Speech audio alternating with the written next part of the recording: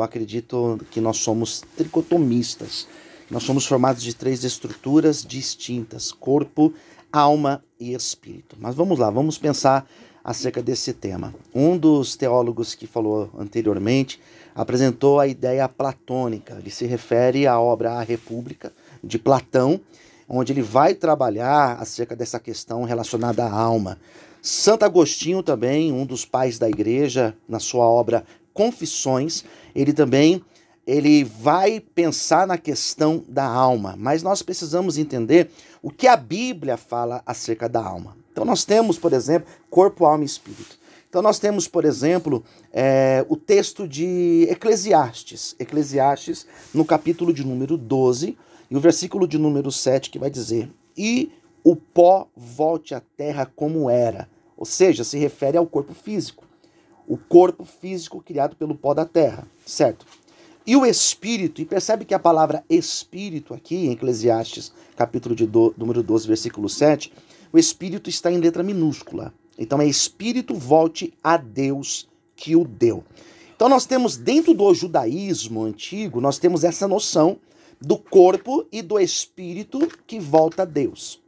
Quando nós entramos lá no Evangelho, segundo escreveu Lucas, no capítulo de número 16, do versículo de número 19 ao 31, nós temos Jesus contando uma parábola.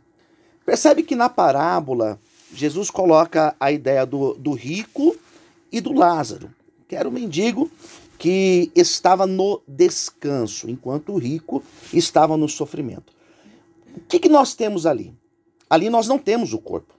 Ali não é o físico, porque o físico voltou para o pó, na terra. Tampouco nós temos o espírito, porque o espírito voltou para Deus, que o deu. O sopro, conforme o pastor Franklin apresentou muito bem lá no livro do Gênesis. Esse sopro, esse ruá, é de Deus, provém de Deus, certo? O que nós temos ali naquele cenário, então? Nós temos a alma. Porque o que está ali é justamente a alma. O bispo Everton colocou dois textos que eu já tinha anotado, que são os dois textos que são mais claros, que demonstram essa questão da tricotomia.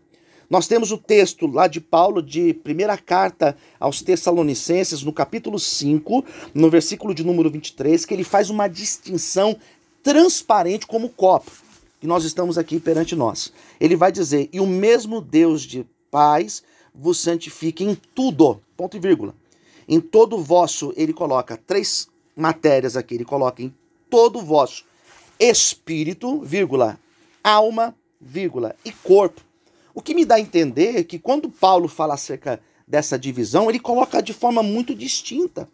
Depois nós vamos encontrar o autor desconhecido aos Hebreus, no capítulo de número 4, que também ele vai falar de forma muito distinta acerca dessa divisão.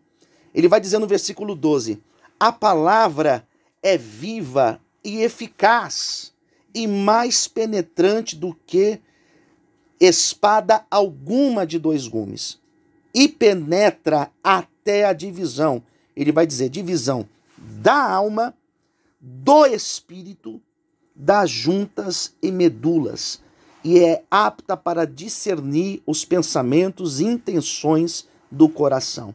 Quando eu olho para esse texto aos Hebreus, ele fala que a palavra ela tem essa capacidade de fazer essa divisão. Ele vai dividir o quê? Os elementos. Ele apresenta aqui alma, espírito, juntas e medulas. Eu olho para esses textos, tanto do apóstolo Paulo, como esse texto da Epístola aos Hebreus, no capítulo 4, e eu vejo impossível não pensar nessa estrutura tricotômica do ser humano. Ele sendo formado dessas três matérias distintas, sendo o corpo o físico, sendo a alma onde encontra-se os sentimentos e aquilo que vai prestar contas perante Deus, que nós seremos julgados, e o espírito, que é o sopro da vida que veio da própria boca de Deus.